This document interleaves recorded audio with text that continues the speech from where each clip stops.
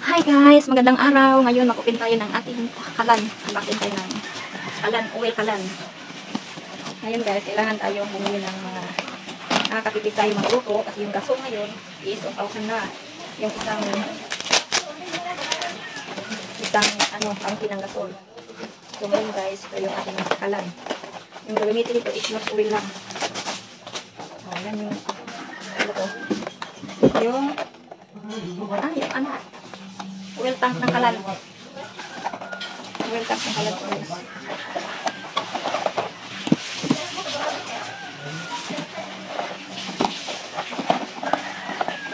Ito yung tangki ng oil. So ito yung tangki ng oil guys.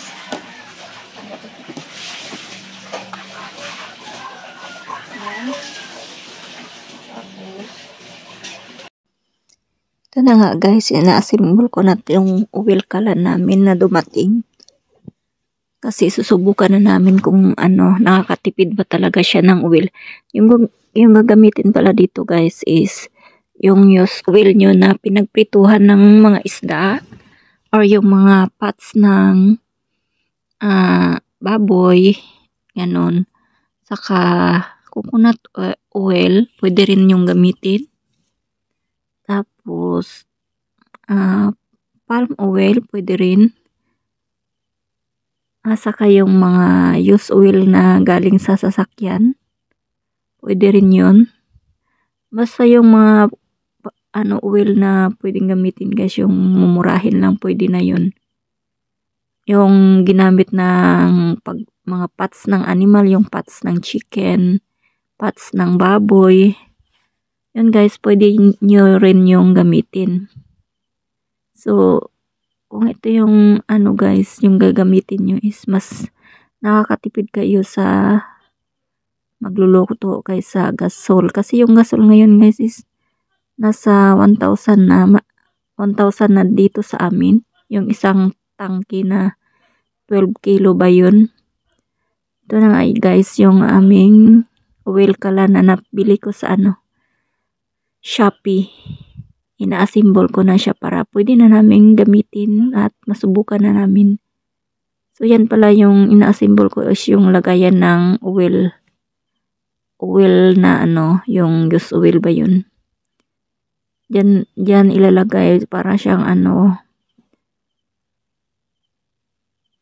container ng oil para papunta doon sa kalan.